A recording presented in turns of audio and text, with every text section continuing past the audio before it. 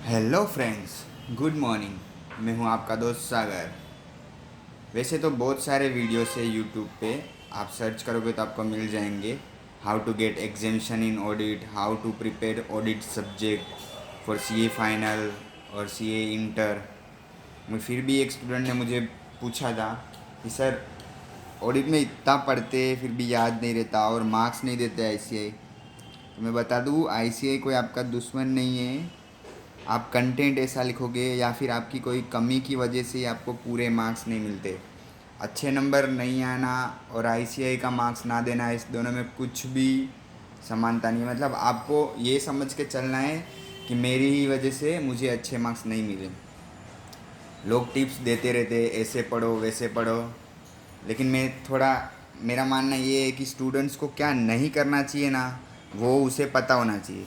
क्या करना है वो तो सभी को पता है, ये पढ़ना है वो पढ़ना है, ये इम्पोर्टेंट है, ये एग्ज़ाम में आता है, इसमें से ज़्यादा क्वेश्चन आते हैं, ये टॉपिक बार बार पूछती है इंस्टीट्यूट, वो सबको पता है। अब क्या नहीं करना है, जो नहीं करना है ना, उसके लिए चार चीज़ें हैं।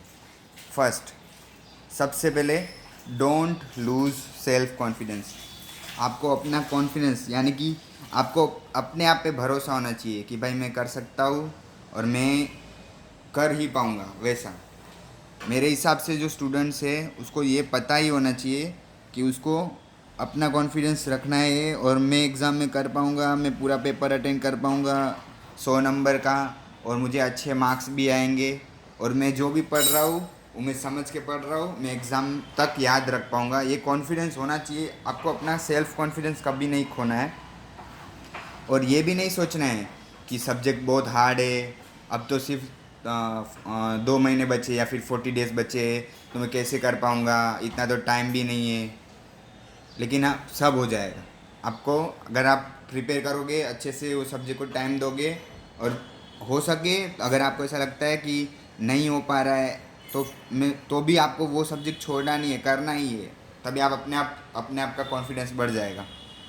दूसरा है, रेगुलर इंटरवल फॉलो करो, don't in one go. That is, किसी स्टूडेंट की आदत होती है कि एक बार सब्जेक्ट पूरा हो गया तो उसका रिवीजन करने बैठेंगे। जैसे कि अभी कोचिंग पूरी हो जाती है, जिन, मैं स्पेसिफिकली बोलूँगा ये पॉइंट सिर्फ उन स्टूडेंट के लिए जिनकी कोचिंग हो गई है।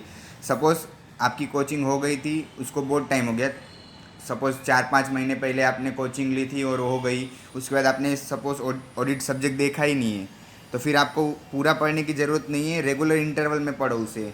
यानी कि एक साथ लेके चलो रिवीजन करने बैठे तो 8-10 दिन पूरा एक सब्जेक्ट ख़त्म कर दिया, वैसा नहीं। आपको रेगुलर इंटरवल में पढ़ना है। जैसे कि 2 दिन ऑडिट पढ़ा, फिर उसको गैप दो, 2 दिन दूसरा कुछ सब्जेक्ट करो, और हो सके तो दूसरे सब्जेक्ट में प्रैक्टिकल सब्जेक्ट करो। जब प्रैक्टिकल सब्जेक्ट करते हैं तो आपको जो मतलब थियोरी से आप बोर हो जाते हैं ना, इसीलिए आपको प्रैक्टिकल सब्जेक्ट करना चाहिए। तो 2 दिन ऑडिट पढ़ा, फिर प्रैक्टिकल सब्जेक्ट किया, एफआर पढ़ लिया, एसएफएम पढ़ लिया, उसके बाद फिर से 2 दिन ऑडिट पढ़ा। तो एक साथ पूरा रिवीजन मत करो। आपकी कोचिंग हो गई है तो आपको उसका रिवीजन भी इंटरवल में करना है। हाँ, लेकिन अब ये अपना टाइम मैनेजमेंट मत भूलना। 40 दिन है तो 40 दिन में रिवीजन तो हो जाना चाहिए। थर्ड पॉइंट है, डोंट राइट नोट्स। अब ये क्या है, लोगों को क्या लगता है कि भाई मैं शॉर्ट समरी बना लूँ, एग्ज़ाम के दिन पे चार्ट्स बना लूँ तो तुरंत याद आ जाएगा। लेकिन अभी 40 ही दिन बचे। आप सोचो, अभी 40 दिन में आप ये नोट्स वोट्स चार्ट्स वार्ट बनाने बैठेंगे तो कैसे होगा? आपका पूरा रिवीजन भी नहीं होगा और सिर्फ नोट्स में ही टाइम चला जाएगा।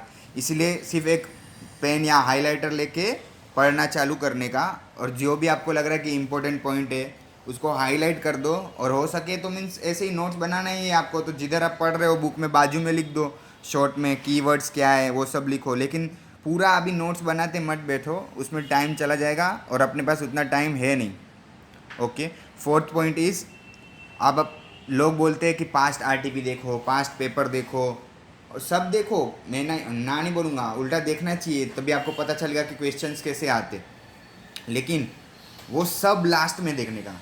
मतलब ऐसा नहीं कि आज मैंने चलो कंपनी ऑडिट टॉपिक ले लिया तो पूरा कंपनी ऑडिट का रिवीजन हो गया मेरा 2 दिन में, कंपनी ऑडिट का रिवीजन हो गया तो उसके आरटीपी के क्वेश्चन देख लेता हूँ। एक साथ में नहीं देखना है। अगर एक साथ में देखोगे तो आपको तभी के तभी आपने किया होगा तो आपको पता चलता रहेगा आंसर क्या है, और आपने तुरंत ही आंसर समझ पाओगे। लेकिन रियल टेस्ट वो नहीं है। रियल टेस्ट क्या है? आपको सब पढ़ के हो जाएगा, 5-6 दिन चले जाएंगे, उसके बाद भी आपको याद है कि नहीं उसके लिए आपको पेपर देखना ज़रूरी है। अगर आप फर्स्ट टाइम प्रिपेयर कर रहे हो तो अच्छा है, तो फिर आपका टॉपिक ख़त्म हो गया, उसके बाद ही आप आरटीपी के क्वेश्चन देख लो या फिर पेपर्स के 5 पेपर के क्वेश्चन देख लो। मगर अभी 40 दिन का टाइम है और आप रिवीजन कर रहे हो और आपकी एग्ज़ाम नज़दीक आ रही है, तो फिर आप एक टॉपिक करके फिर आरटीपी, फिर दूसरा टॉपिक करके फिर आरटीपी, ऐसे मत देखो। पूरा जितना हो सके उतना सिलेबस कंप्लीट कर लो। मेरी मानो तो अगर आपको ऐसा लग रहा है कि मेरा सब्जेक्ट कंप्लीट हो चुका है, तब भी पूरा पेपर या आरटीपी देखो, उसके उसके बगैर उसको छूना भी मत। ठीक है, तो ये 4 टिप्स नहीं करने हैं। क्या चीज़ें नहीं करनी है? अपना कॉन्फिडेंस लूज़ नहीं करना है, रेगुलर इंटरवल में पढ़ाई करनी है, एक साथ पूरा रिवाइज नहीं करना है। दूसरा, अभी कुछ नोट्स बोर्ड्स या समरी चार्ट बाट कुछ बनाने की ज़रूरत नहीं है। अगर पहले बनाना था तो आपने मेहनत करके बना लिया होगा तो अच्छी बात है। और चौथा और बहुत इम्पोर्टेंट, आपको देखने हैं पेपर्स, मैं नहीं बोलूँगा, ना नहीं बोलता, पेपर देखो, लेकिन कैसा, सब पूरा ऑल सिलेबस कंप्लीट हो जाएगा उसके बाद ही पेपर देखना। ठीक है, ये थे कुछ इम्पोर्टेंट पॉइंट जो आपको नहीं करने हैं प्रिपरेशन के लिए। जो क्या दूसरा क्या करना है वो सब, उसके लिए बहुत सारे वीडियोस हैं, आप यूट्यूब पे सर्च करोगे आपको मिल जाएंगे। How to prepare audit subject लिखोगे, लिस्ट आ जाएगी पूरी। बहुत बहुत सारे लोग वीडियो डालते भी हैं। मैं ये बोलूँगा कि आपको ये 4 चीज़ें नहीं करनी है। ओके फ्रेंड्स, नोट कर लो, ये नहीं करना है।